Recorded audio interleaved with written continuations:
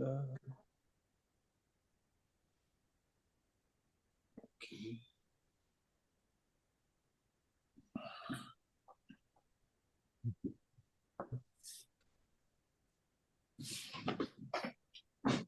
Question, sort of a question. I think it's a question.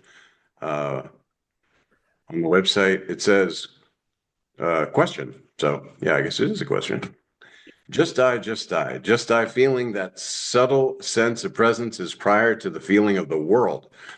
Before just die, the world does not exist for me, but the world exists globally. And just a little bit correction on that.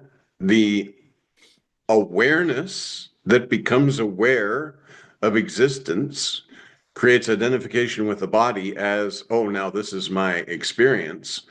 And then you're asking, are you prior to the world? Well, the world appears within the consciousness, just like a dream world. So this you that you are before the knowledge of existence arises, on which projects the world, you're looking at it from this question as a body or even as just an individual. You say, okay, maybe I'm just presence, but it's my presence, because there's like an ownership of saying, does the world come first or does the sense of presence come first? But the sense of presence in the world appears spontaneously, much like in dream. You lay down to sleep at night and there's like no knowingness, correct? You're in, quote, deep sleep. Suddenly there's a stirring of knowingness. Knowingness then creates a dream world on which a body is projected.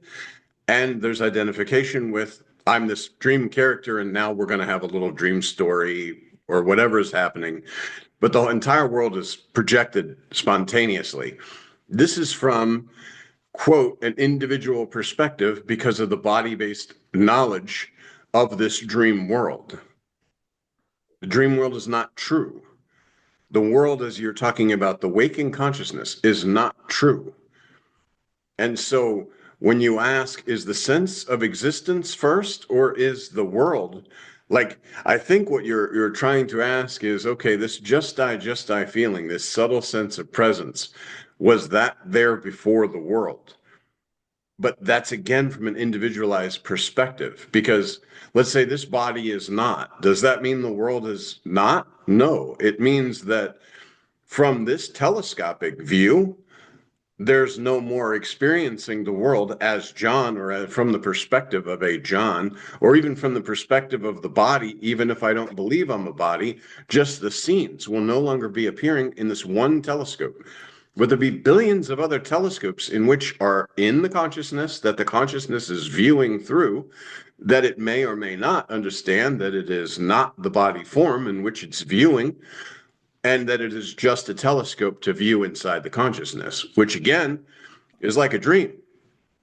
You're in the dream. All these little dream characters, they're not saying, oh, thank you for dreaming us, and we're so happy that this dream is so nice, or, oh my gosh, this dream is terrible, I wish you'd make it end. No, because it's just identification with the body form. One telescope seeing inside this formless consciousness in which this dream world is appearing. And whether, like, if you see in a dream, this body form is dead, let's say you attend a funeral, again, you very much understand that this body that we're all looking at, the same dream consciousness when I wake up was the consciousness looking through all these other bodies saying, oh, so sad, this person died. You know this when you wake up. Oh, there was no person, there was no me, there was no them. It was a dream. And so when you know yourself in a real sense, then all of these supposed body forms are merely forms that are animated by the consciousness that you are. And when you're not identified with one specific body, you're still having this telescopic view, so to speak, inside the bubble of illusion, because the body form's available. You know, that's why when they say, like, the realization happens, the world is not. And when the world is, the realization is not.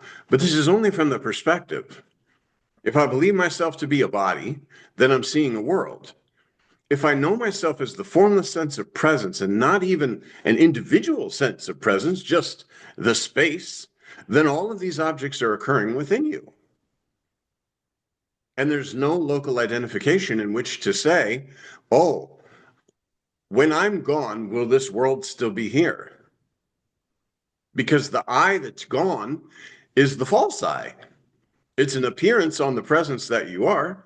The presence itself is everywhere. It's the space.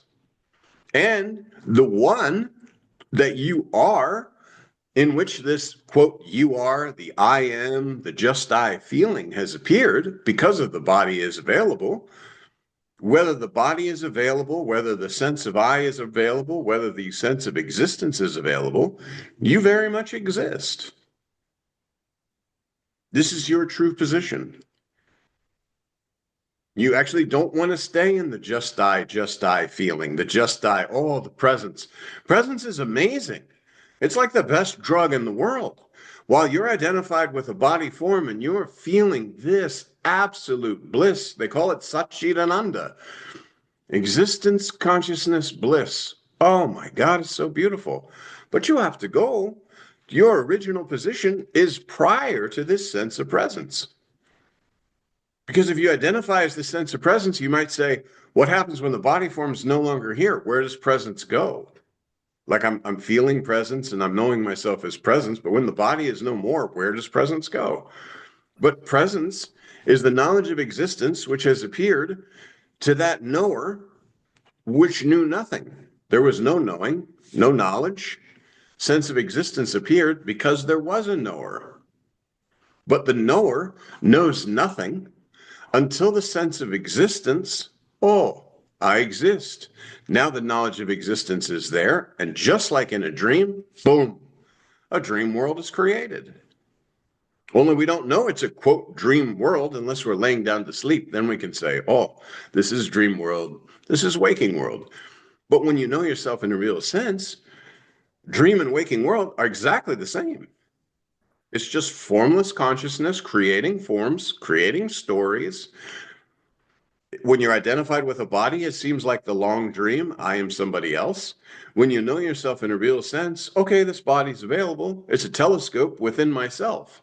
When this body is no more, there will be other telescopes. And the consciousness didn't die, and it didn't add anything. It didn't subtract anything. That's why we talk about the whole world, boom, gone, just gone, obliterated. All the 8 billion people no longer on the earth. But it doesn't affect you at all. Nothing. The same as when you wake up from a dream. Do you like cry about, oh my God, I just destroyed an entire world? Like all those people I was talking to in the park, I just blinked them out of existence. Oh, wait a minute. It's the same here. When you know yourself in a real sense, there's no individuality. Unless there's an object to know, there won't be a knower that is created. But the knower is very much there, just nothing to know, because you are that. Again, like deep sleep. In deep sleep, you have no knowledge of yourself, but of course you're there, because without deep sleep, if you weren't there in deep sleep and you just took a vacation, there was no you, then where would this sense of existence and a dream world appear? It couldn't. You're a continuum, and these are states. I go to sleep and I start feeling drowsy. Then maybe I'm dreaming, then maybe deep sleep. I have no knowledge of myself. In the dream, I have knowledge of myself, but with an improper identification with a dream body, believing myself to be someone in a dream talking to people and that all these people are different. It appears that way. When I wake up, I know it's not true. And when you know yourself in a real sense, both this dream world and this waking world, you're knowing this is not true. These are just states or appearances on your spontaneous presence. Jai Guru.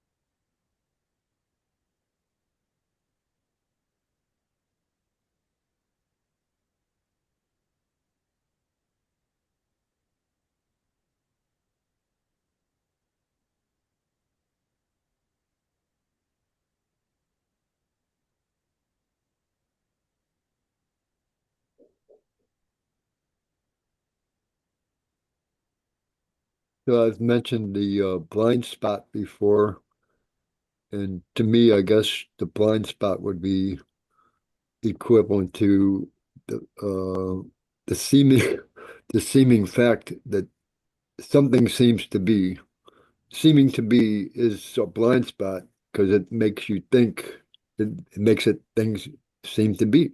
So but it's not true, so it's a blind spot in a way as to uh what's whatever whatever the presence is, or whatever. That's can't really objectify what uh seems to be nothing. You can't objectify it. So, but it, Objectification of nothing is the feeling of the sense of presence, because that then becomes the first object and really the only object that you're paying attention to. And that's why Nisargadatta Maharaj says, remain with the I am. That I am is this sense of presence, this just I. So that becomes an object. This formless sense of presence becomes an object of your awareness. But then it turns, because obviously, if you're aware of the sense of presence, which is the most subtle, and now you're feeling it like all the time through body form, you can just pay attention to it at any given moment, then there's one to whom this presence has arisen that is more subtle than the sense of presence, that now even the sense of presence or the sense of existence is an object. And that kills world, body, everything. All other objects are terminated because formless sense of presence becomes the only object. And you're viewing this so-called world as if you're looking through a window, and that window is the sense of presence. I am. On I am, the whole world is there. Presence, the whole world is there. Spirit, whatever you want to call it, whole world is there. But this is your perspective. Oh, first there's this sense of existence. I feel this subtle sense of presence. At first in meditation, it'll be very subtle. But if you truly want to know yourself in a real sense, you kind of hone in. The awareness is aware. The consciousness is conscious. You're paying attention to the consciousness. You're paying attention to the sense of presence. You're directing awareness to the most subtle. It's like a magnifying glass on an ant. When the sun comes through, it just becomes very strong and burns the ant. When consciousness is with consciousness, awareness with awareness, whatever you want to label these things, there is a burning of so that I am that. Where the presence is or presence is not, I am. Because if I was not, presence, the most subtle, could not be. And there you have it. Boom. Realization. Do your job, do your duties, take care of all your responsibilities, consciousness with consciousness, awareness with awareness. And now the only thing that you can say you could be aware of is the subtle sense of presence.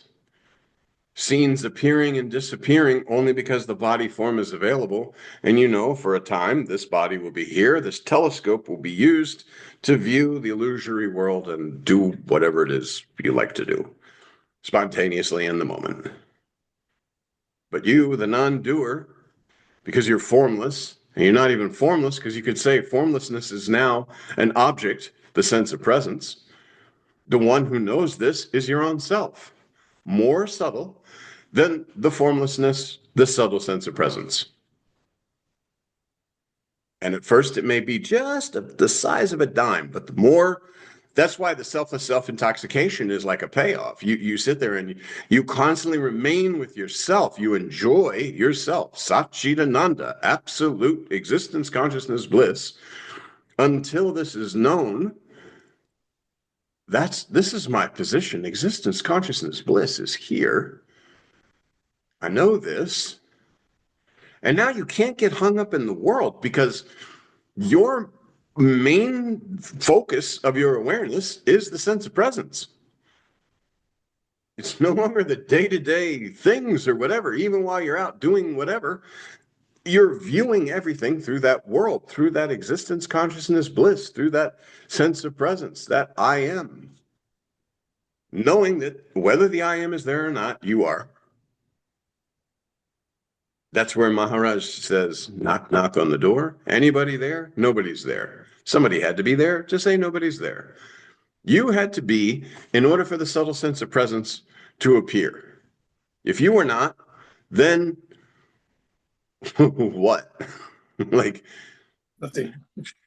nothing. Like nothing. But is that the It's, idea? Is that the idea of nothing, or is that real nothing? if Oh, you were there, you could not. The very first, the illusion of duality is I exist, the sense of existence. Otherwise, you're just in your normal natural state, which, see, this is the most beautiful thing. Your state does not change. These are just appearances, various states on that you are. You know it doesn't change because if again, you disappeared through this waking, dreaming, deep sleep, the next thing, there's no gap. Like there's no like, oh, I'm gone. Oh well, that's it. You just fall asleep and that's it. You're just gone. You don't even know you're gone. You're just gone. And there is no waking in the morning or there's no nothing on the other side. But see, you wouldn't even know that. Like, let's say this body form expires in sleep. You're not even aware that it's just, okay, deep sleep, no knowingness, and now no knowingness. And yet, because you were holding body form, I'm not dying because I was never born. This body's gone, and all the bodies that sit around and cry on my funeral are my own self. One telescope out of you have a funeral and there's 10 people gathered around, well, hopefully more than that, but let's say 10 people gathering around crying about your death. And you know that all these 10 are just telescopes within your own self. Now, possibly each one with their own identification as something separate is having a body consciousness in which they're believing that, oh, that was my son or that was my mother or daughter, because they're identified with a body. So there's body knowledge and body relations attached. But that is not true, even. The same as a dream. One of your very good friends in a dream is dead, and everybody's around crying and everything. You wake up and you know, wow. That felt so real. Number one, I want to call my friend, make sure they're still there. Hey, you still good? Because it seems so real. Emotion was there. Physical, quote, suffering was there. But you woke up and you're like, oh, wow. And yet you knew that each one of these people was your own self. Telescopes viewing from a different perspective this scene that was being created from the formlessness that you are.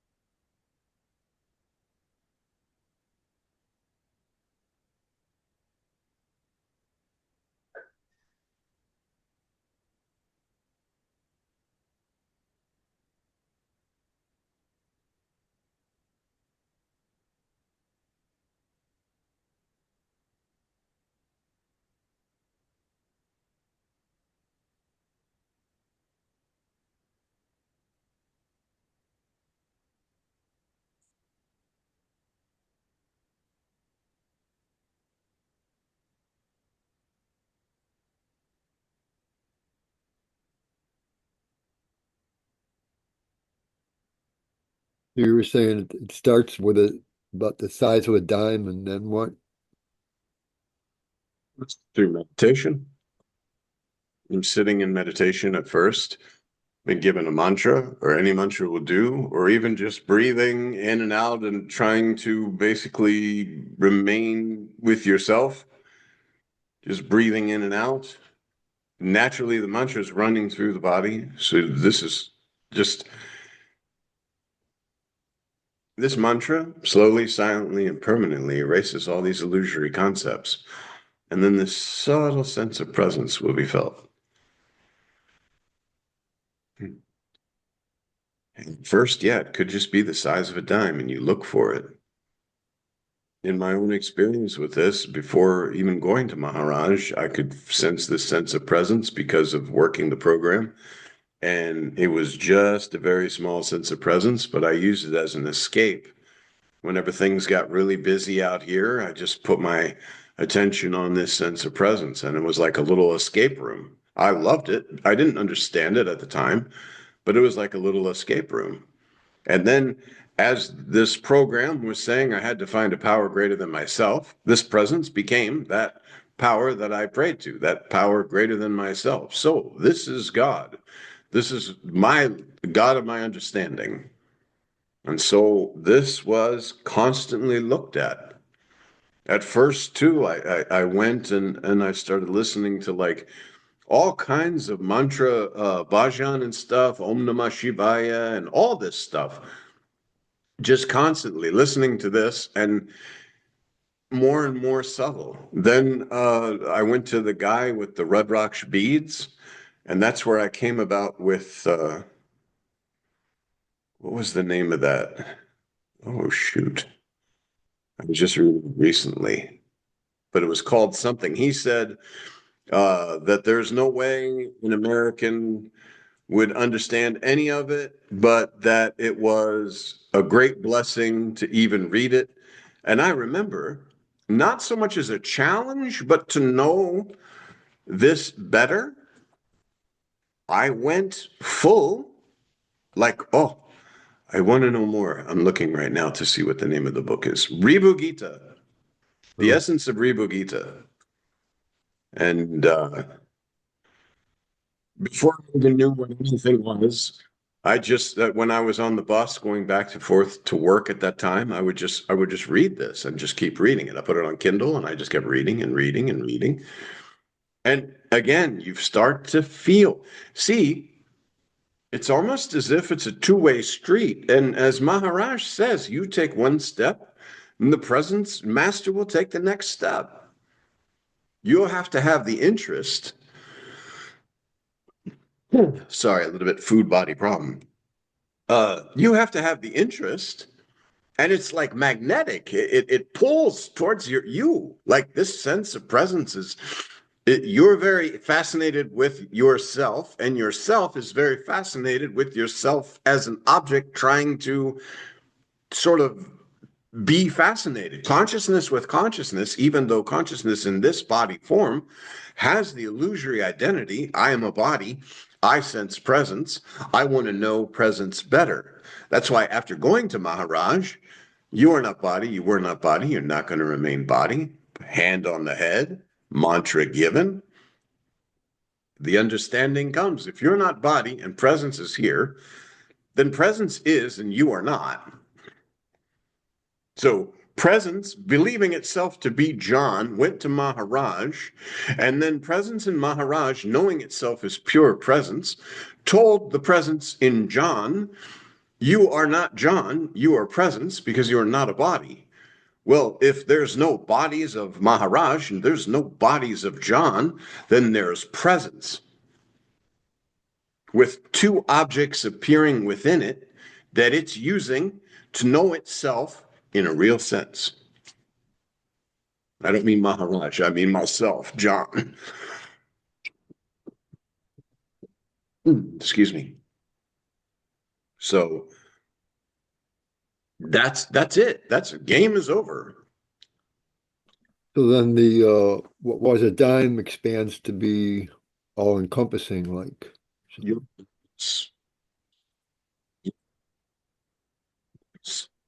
your focused awareness is on the sense of presence, however small it is.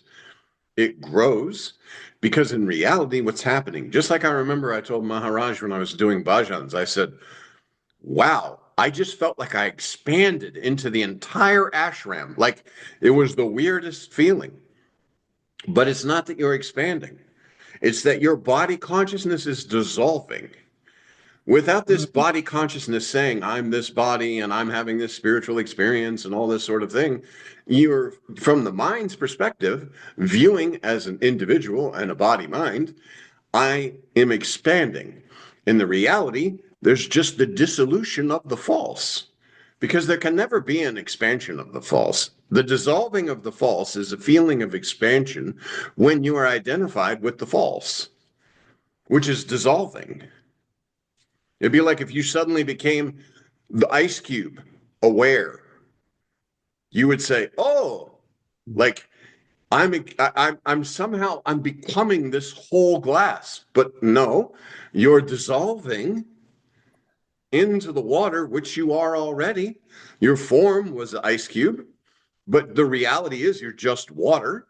So the illusion is my form is changing, therefore I am becoming something, but not true. And that ashram experience was powerful because it was so weird. I'm sitting there, I'm playing cymbals, and I'm like, it literally felt like I was just whoosh, like I just poured out into the whole ashram. But that is because the subtle dissolving, the layers of illusion were dissolving, the bhajan, the vibrations were shaking apart, the sensation of being trapped in a body form. I'm wondering when that happened, did you feel warmth, like a sense of heat or warmth, and like a wave? Because that happened to me, a long time ago, and it was some kind of sudden expansion, and there was a sense of warmth and like a wave going on at that time. And so, I mean, for this experience, it was just literally like just whoosh, like just I can't even. There was no sensation of the individual body form. There was just an expansion. It's But that is powerful. again because of the dissolution of the pressures of being a body.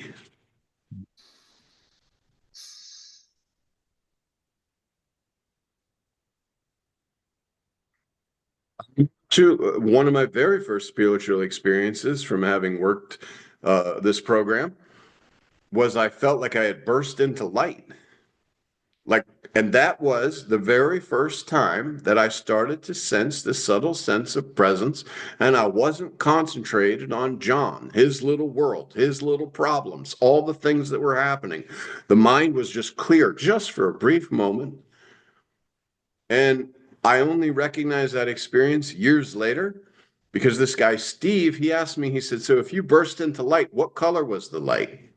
And that's when I told him, I don't know because I was the light. Somehow, some way, in that moment, I was the light. And that was a very early spiritual experience. Again, looked at through the perspective of a body mind. I am bursting into light rather than in that moment, my body consciousness was not clung on to so much because there was this new thing in my awareness, this subtle sense of presence, this new God. And so I wasn't sitting there saying, what about John? John's this, John's that. All these layers of illusion, because it traps you in your limited identification as you're going and flowing along with these thoughts about this body form that you are not. That's why Maharaj says, like, your illusory problems and all this stuff that you're suffering from is completely false. When you know yourself in a real sense, you don't have to sit there and say, oh, Maharaj, I have these family problems. I have my work problems. I have this car problems. I don't have any money. Okay, know yourself in a real sense. This dissolves. As a matter of fact, I was just reading Sriman Maharshi, and he was talking to this lady about the same thing. She kept asking question after question after question. He says, know the questioner, the questions will dissolve. And she was like, well, how am I to know the questioner? Well, hello. This is the question because you are identified with a body form, forming the concept of a question that would make sense as a body. That's why Nisargadatta Maharaj used to say, like, I absolutely know by the way you form a question where you are, how identified you are, how deep an identification you are, even though Nisargadatta Maharaj knows absolutely you're the formless presence.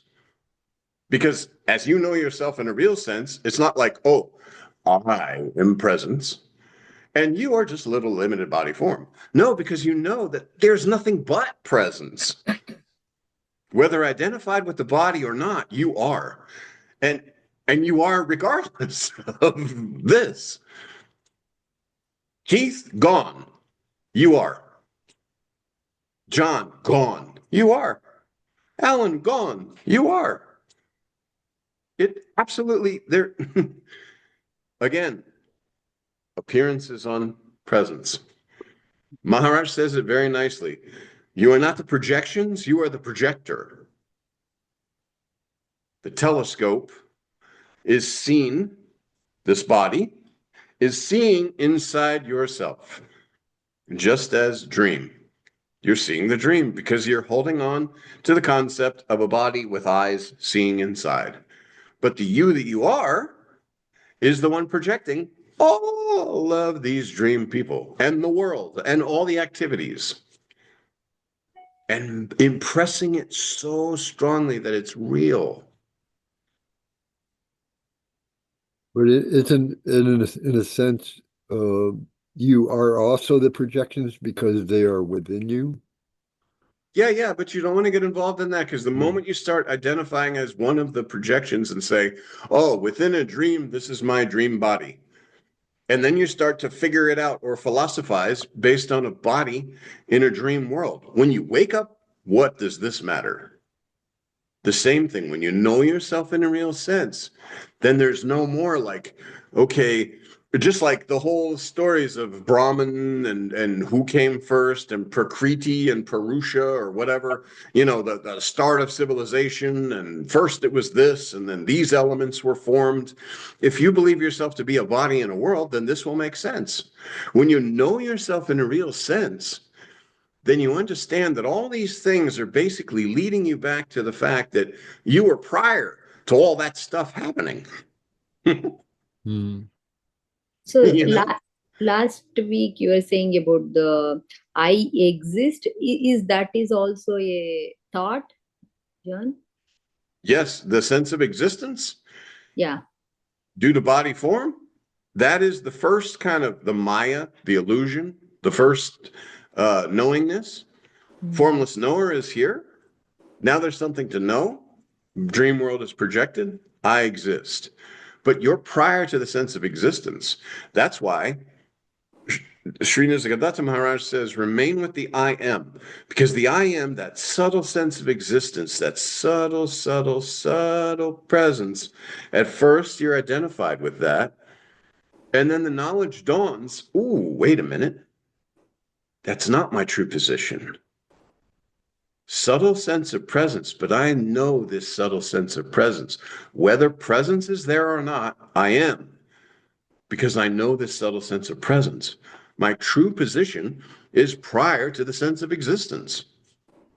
I exist appeared to you. That's why Maharaj uses knock, knock on the door. Anybody there? Nobody's there. But somebody had to be there to say nobody's there. You had to be there in order for the sense of existence to arise. Who would know the sense of I exist if there was no I that was prior to existence? And that's why I is everything. I is not individual. And it's not like your world is there because you know the knowledge of existence. And then when you're finished, body form wise, this world is gone. No.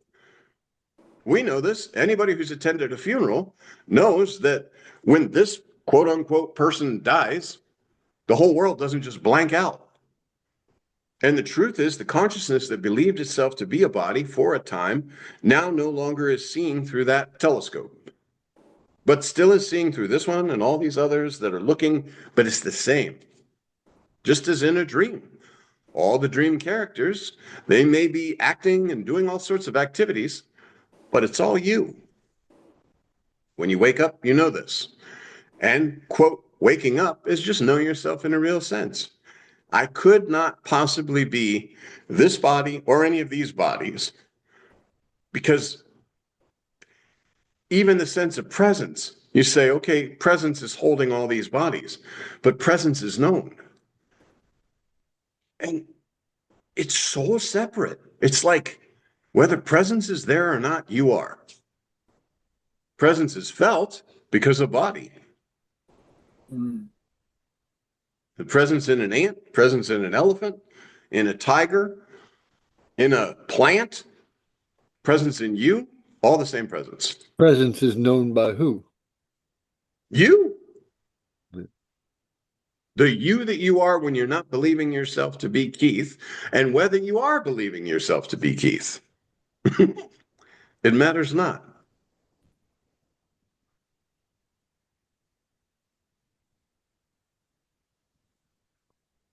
On presence, the entire illusory world has appeared. Lay down at sleep, no knowingness. Suddenly, a sense of knowingness, boom, dream world is created, identification with the body form. In a dream world, scenes are happening and different talking and joking and having a good time or swimming or whatever, seeming so real at the time. You wake up, oh, just a dream. The wake up, just a dream, is when you know yourself in a real sense. Oh, just a dream. So my mind wants to say that there's one who, there's one am or one who, but that's still just a concept, but it's not really presence. Mind came along with the body. Remember, mind cannot project any images, thoughts, ideas, or pictures that are not in the illusion, because body came along, mind, ego, intellect. Right. Right. But it's all within the illusion. Like Mind does not know what was prior to the illusion, because mind was created in the illusion. The concept of mind was created because of the concept of body in the illusion. Kind of like a feedback loop in a way. Right. Well, it only knows illusion. Every thought, every picture, every whatever you want to call